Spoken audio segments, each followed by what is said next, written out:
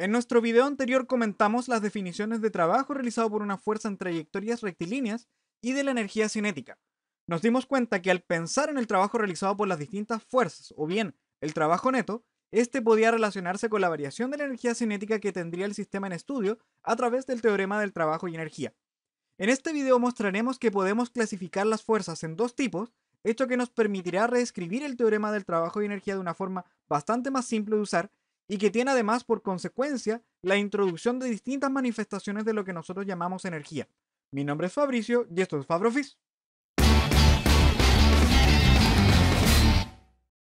Hola amigos, ya que estamos en el contexto del trabajo y energía, veremos que podemos clasificar las fuerzas en dos tipos, y para eso vamos a pensar en el resultado del trabajo realizado por alguna fuerza siguiendo dos trayectorias distintas. En este caso, queremos ir desde el punto A hasta el punto C, en donde podemos ir directamente desde A hasta C, o siguiendo el otro camino que dibujamos acá, que es el camino ABC. Para comenzar, veamos el primer caso de una fuerza de roce cuya magnitud es de 5 newton y pensamos en un cuerpo que está acá en A y se quiere mover a C. Esto visto como desde arriba de una mesa. Entonces, el trabajo realizado por la fuerza de roce en esta trayectoria desde A hasta C va a ser, por definición del trabajo, la magnitud de la fuerza de roce por la magnitud del desplazamiento por el coseno del menor ángulo que hay entre estos dos vectores. Y para eso lo que hacemos es dibujar el vector de desplazamiento, que en este caso como queremos ir desde A hasta C sería algo así. Dibujar la fuerza, que sabemos que la fuerza de roce se opone al movimiento, entonces ponemos los dos vectores, tendríamos que esta es la fuerza de roce y el menor ángulo que hay entre estos dos vectores sería este ángulo que está acá, que es de 180 grados, o sea, coseno de 180 grados.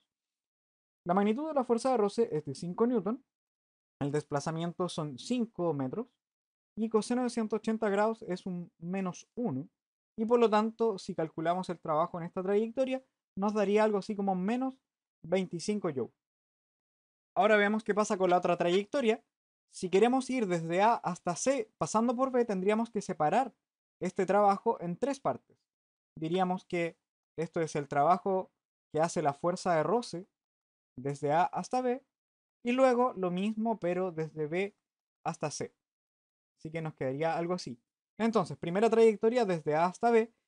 Si hacemos o si usamos la misma definición, tenemos que este es el primer desplazamiento. La fuerza de roce, como se opone el movimiento, sería en este caso hacia la izquierda y nuevamente el ángulo entre estos dos vectores es de 180 grados y por lo tanto tendríamos que esto es 5 newton, que es la magnitud de la fuerza. La magnitud del desplazamiento en este caso serían 3 metros por el coseno de 180, que vamos a poner por acá.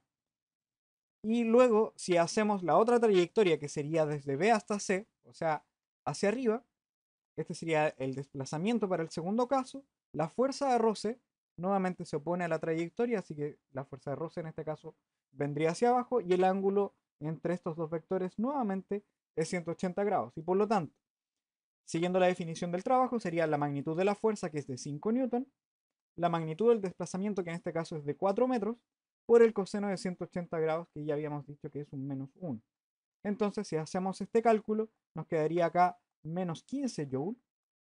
Este resultado acá nos daría menos 20 joules. Y por lo tanto, el resultado aquí nos daría menos 35 joules. Como se puede ver, a pesar de empezar en el punto A y terminar en el punto C en estas dos trayectorias, el trabajo no dio exactamente lo mismo. De hecho, nos dio menos 25 joules y menos 35 joules bastante distintos. Entonces, uno puede decir acá que el trabajo depende de la trayectoria y este resultado es más bien general. Va a depender de la fuerza y, por supuesto, de la trayectoria.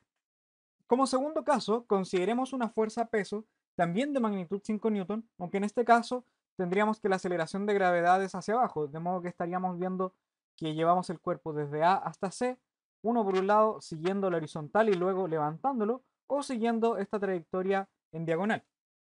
Comencemos por la trayectoria ABC, o sea, el trabajo realizado por la fuerza peso desde A hasta B y luego a C. Nuevamente lo podemos separar en el trabajo que realiza el peso entre A y B. Y a esto le vamos a sumar el trabajo que hace el mismo peso, pero desde B a C. Nosotros sabemos que la fuerza peso siempre apunta hacia abajo. O sea, para esta primera trayectoria tendríamos que la fuerza en cada punto es hacia abajo y la trayectoria, por supuesto, sería hacia la derecha. Y entonces, si visualizamos el ángulo que hay entre estos dos vectores, aquí debe ser 90 grados. Entonces, el trabajo realizado por la fuerza peso es la magnitud del peso, que serían 5 newton, por la magnitud del desplazamiento, que serían 3 metros, por el coseno de 90 grados, que en este caso nosotros sabemos que coseno de 90 es cero, así que en este caso no va a haber ningún aporte, por lo menos del peso en esta parte. Ahora, si nos vamos desde B a C, nos iríamos hacia arriba y la fuerza peso siempre apunta hacia abajo. Esto significa que el ángulo que hay entre estos dos vectores es de 180 grados. Entonces, para calcular el trabajo en esta segunda trayectoria tendríamos la magnitud del peso, que siguen siendo estos 5 newton, la magnitud del desplazamiento, que serían 4 metros, por el coseno de los 180 grados que acabamos de mostrar, y eso nuevamente es un menos 1, y el resultado de esto sería menos 20 joules. Ahora si vamos a la segunda trayectoria, esta trayectoria sería desde A hasta C siguiendo esta diagonal. La fuerza peso apunta siempre hacia abajo y entonces el ángulo que hay entre estos dos vectores sería el ángulo alfa que se ve acá más 90 grados. Ese ángulo lo podemos encontrar con la trigonometría, en donde podemos usar tangente a la menos 1 del cateto opuesto, que sería 4 entre 3, que sería esto que está por acá. Entonces, si nosotros calculamos el trabajo desde A hasta C, realizado por esta fuerza peso, sería la magnitud de la fuerza peso, que sería 5 newton, por la magnitud del desplazamiento, que serían 5 metros, por el coseno del ángulo que había entre estos dos vectores, en donde habíamos dicho que es 90 grados, que sería este pedacito de acá, más este ángulo alfa, que sería tangente a la menos 1 de 4 entre 3. Si ustedes ponen esto en la calculadora, les va a dar exactamente menos 20 joules. Como se puede ver, el resultado en ambas trayectorias fue de menos 20 joules. Sin embargo, nosotros habíamos dicho que el trabajo depende de la trayectoria. Entonces, ¿qué pasó acá? ¿O es solo coincidencia? La verdad es que la fuerza peso pertenece a una familia de fuerzas cuyo trabajo no depende de la trayectoria y que solamente depende del punto inicial y final. De hecho, si nosotros nos inventamos cualquier otra trayectoria, siempre vamos a encontrar que partiendo desde A y llegando a C, el resultado va a ser menos 20 joules. ¡Santos protones! Entonces esto motiva la siguiente definición y se dice que una fuerza F es conservativa siempre y cuando el trabajo realizado entre dos puntos no dependa de la trayectoria, sino que únicamente depende del punto inicial y el punto final. Y el trabajo realizado por esta fuerza puede calcularse a través de lo que nosotros llamamos energía potencial, que es una cantidad escalar, un número en el fondo, único para cada fuerza, que al ser evaluados los puntos inicial y final, nos puede entregar el resultado de este trabajo independiente de cuál sea la ruta o la trayectoria seguida por el cuerpo siempre que parta desde A y llegue al punto B. Aquí podemos agregar que cualquier fuerza que no cumpla con estas propiedades simplemente la vamos a llamar fuerza no conservativa. El número de fuerzas que cumplen con esta propiedad de ser conservativa no es tan grande, sin embargo vamos a poner las fuerzas más importantes acá, dentro de lo que podemos contar la fuerza peso, que nosotros sabemos que siempre apunta hacia abajo, así que por eso es menos mg por j, y la energía potencial asociada se llama energía potencial gravitatoria, le vamos a poner ese apellido. También está la fuerza elástica, que tiene que ver con el estiramiento del resorte, cuya energía potencial asociada también se llama energía potencial elástica, que depende de cuánto se estira ese resorte. Y por último, tenemos la fuerza electrostática, que es también conocida como la fuerza Coulomb, en donde también hay una energía potencial asociada llamada energía potencial eléctrica o energía potencial electrostática. Para ver cómo trabajar con estas fuerzas, aquí tenemos un primer ejemplo que nos dice: un cuerpo de masa 2 kilogramos se mueve desde A hasta B siguiendo un arco de circunferencia cuyo radio es 3 metros. Calcula el trabajo realizado por el peso en esta trayectoria. Bueno, lo que queremos calcular es el trabajo realizado por el peso entre estos puntos A y B. O sea, vamos a calcular esto, el trabajo del peso desde A hasta B. Pero nosotros sabemos que el peso es una fuerza conservativa y eso quiere decir que el trabajo del peso lo podemos calcular como menos la variación de la energía potencial gravitatoria, que es la energía potencial correspondiente a esta fuerza. Nosotros definimos la energía potencial gravitatoria como mg, que es la aceleración de gravedad, por la altura que tiene con respecto a algún observador. Nosotros podemos poner el observador aquí de tal forma que esté en este punto en i igual 0. Y entonces diríamos que la altura en el punto A es de 0 metros y la altura en el punto B es de 3 metros con respecto al suelo. Entonces, vamos a evaluar y diríamos que esto es menos la variación de la energía potencial gravitatoria y esto sería la energía potencial evaluada en el punto final, que es B, menos la energía potencial gravitatoria evaluada en el punto A. Y entonces, esto es menos mg por la altura en B y esto menos mg por la altura en A. Al reemplazar, esto nos quedaría menos la masa que es de 2 kilogramos, la aceleración de gravedad que es 10, y la altura que es de 3 metros, esto es la energía potencial gravitatoria en B, menos la energía potencial gravitatoria en A que es 2 por 10 por la altura que habíamos dicho que es 0. Y por lo tanto, si este término no aporta, nos quedaría un valor de menos 60 joule, que sería el trabajo realizado por la fuerza a peso entre estos dos puntos. Ahora, si tú manejas algo más de matemática, como cálculo en varias variables, posiblemente puedas calcular este valor del trabajo usando la definición de trabajo extendida para casos de trayectorias curvas. Ahora, naturalmente, podríamos preguntarnos, ¿para qué hicimos esta definición? Si recordamos el teorema del trabajo y energía, nosotros sabemos que esto es trabajo neto igual a la variación de lo que habíamos llamado energía cinética.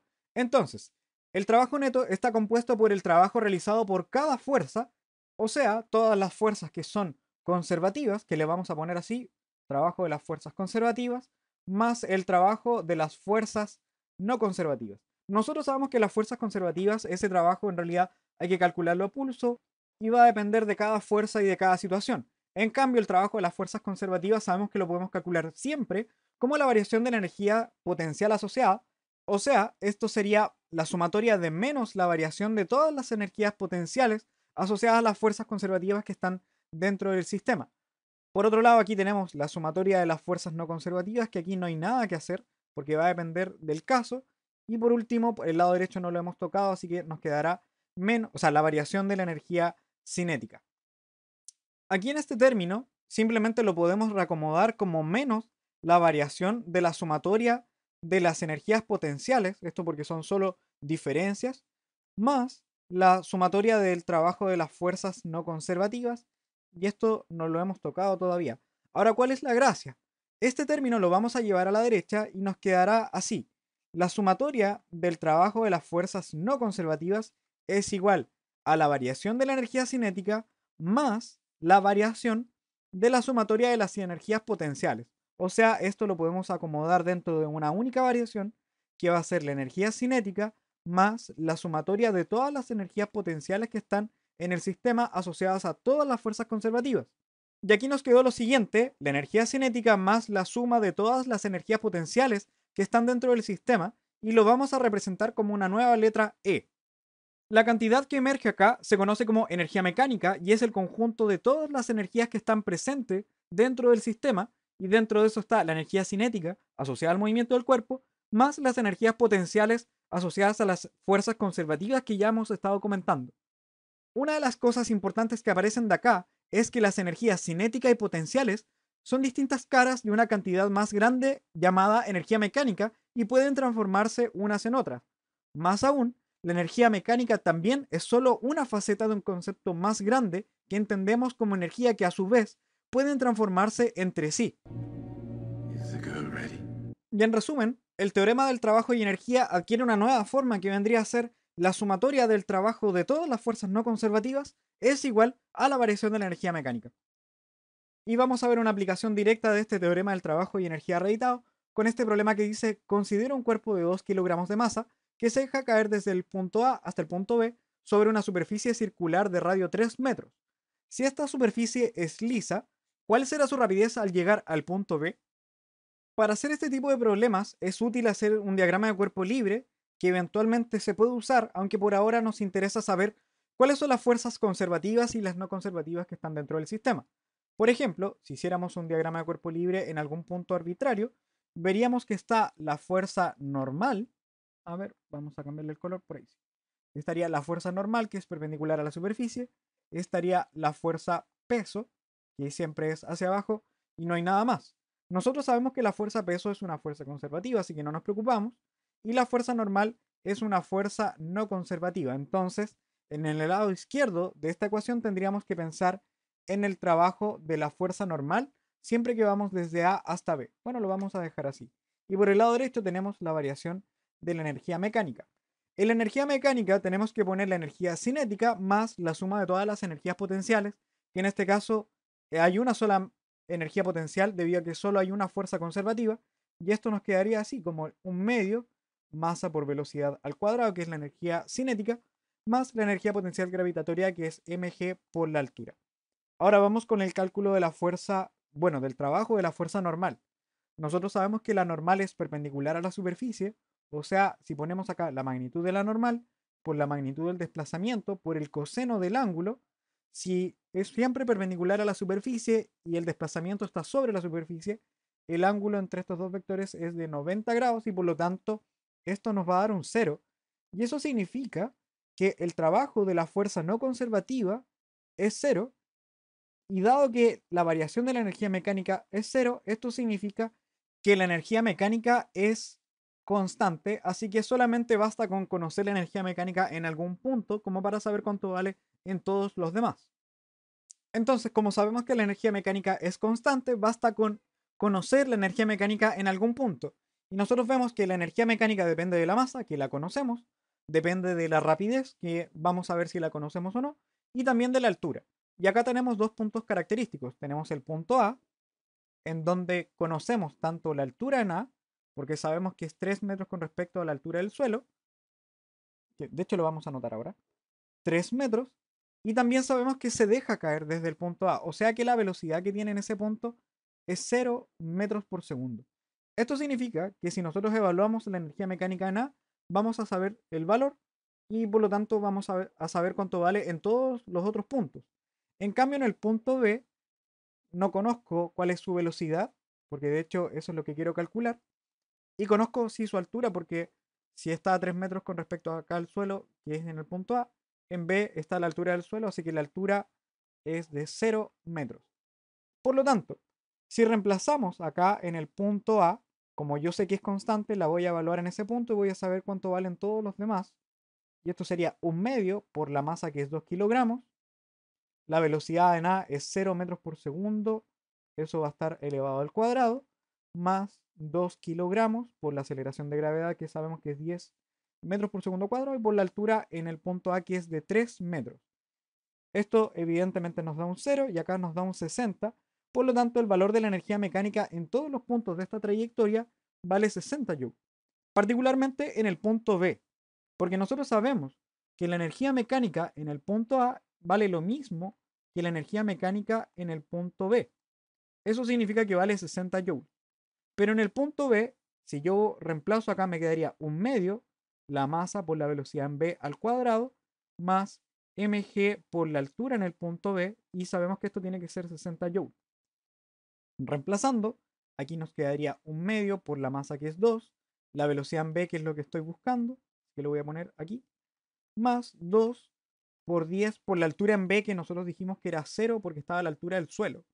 Por lo tanto, esto no nos aporta y esto tiene que ser 60. Y por lo tanto, si despejamos acá, nos quedaría que la rapidez en B al cuadrado es 60 y de aquí sacamos que la rapidez de B es raíz de 60, que aproximadamente, a ver si lo ponemos en la calculadora, nos quedaría raíz de 60, que es 7,75 metros por segundo. Y con eso ya estaríamos con la respuesta. Ahora podemos aprovechar la situación y ocupar el mismo teorema para responder el siguiente enunciado que nos dice, suponga que ahora en la situación anterior la superficie es rugosa y en todo el trayecto desde el punto A hasta el punto B, la fuerza de roce ejerce un trabajo de 10 joules. ¿Cuál será ahora la rapidez en el punto B? Aquí podemos aprovechar que ya habíamos calculado algunas cosas y lo único que vamos a hacer es reutilizar el teorema del trabajo de energía, que no nos olvidemos que es el trabajo de las fuerzas no conservativas es lo mismo que la variación de la energía mecánica entre los puntos que estamos estudiando. O sea, en este caso, agregamos una fuerza de roce que nos va a ejercer un trabajo porque es una fuerza no conservativa y esto sería de menos 10 joules porque nosotros sabemos que el roce siempre disipa energía. Entonces, volviendo al teorema, esto es que el trabajo realizado por el roce, que es menos 10 joules, es igual a la energía mecánica en el punto B, que es en el punto final, menos el punto inicial, que es en el punto A, que ya habíamos calculado que vale 60 joules. Y también teníamos la expresión para la energía mecánica en B, que es la velocidad en B al cuadrado. Entonces, al reemplazar, encontramos que la velocidad en B al cuadrado es menos 10, que es el trabajo realizado por el roce. Esto lo llevamos al otro lado, que sería 60, y por lo tanto nos daría un 50, a diferencia que nos dio 60 de antes. Y por lo tanto, la velocidad en B sería raíz de 50, y esto nos quedaría algo así como, a ver, 7,07 metros por segundo. Y bueno, podemos comentar algunas ventajas de este procedimiento. Por ejemplo, matemáticamente es más sencillo. Esto porque la cantidad de pasos a realizar es bastante menos. También el costo de tiempo es menor y puede usarse en situaciones con superficies complejas, como vimos recién, y no necesariamente con superficies planas. Por otro lado, tenemos las desventajas que se pierden las propiedades vectoriales, o sea, la velocidad en realidad no sabemos si es hacia izquierda o derecha, o hacia arriba o hacia abajo, porque solamente trabajamos con la rapidez. Se pierde la evolución temporal del sistema porque simplemente trabajamos con un punto inicial y final, pero no sabemos cuánto demora en llegar de un lado al otro. Y por otro lado, no necesariamente entrega información de las fuerzas porque nos entrega el producto punto o la proyección de una fuerza por sobre el desplazamiento, pero no la fuerza en sí. Por ejemplo, no sabíamos cuánto valía la fuerza normal, pero sabíamos que su trabajo era cero. Esto que acabamos de comentar nos sirve como para saber que en realidad no podemos olvidarnos de las leyes de Newton y que simplemente ocupamos la herramienta del trabajo y la energía de manera complementaria. Por un lado tenemos las leyes de Newton, por otro lado tenemos el trabajo y energía y debemos trabajar con las dos a la par para poder analizar de buena forma cualquier situación física. Y bueno amigos, con eso terminamos este video y me gustaría dejarles una pregunta a la que espero sus respuestas en los comentarios. Y la pregunta es: un cuerpo de masa 4 kilogramos pasa por el punto A 5 metros por segundo subiendo por una superficie lisa. Si sobre el cuerpo actúa una fuerza de 5 newton paralela a la superficie, ¿cuál es la energía mecánica en el punto B y cuál es la rapidez en ese punto? Si esto te fue útil, no olvides darle like a nuestro video y suscribirte a nuestro canal para estar atento al nuevo material que seguiremos subiendo. Y si tienes consultas, no dudes en escribirnos para poder ayudarte. Lo dejamos hasta aquí. Cuídense, nos estamos viendo.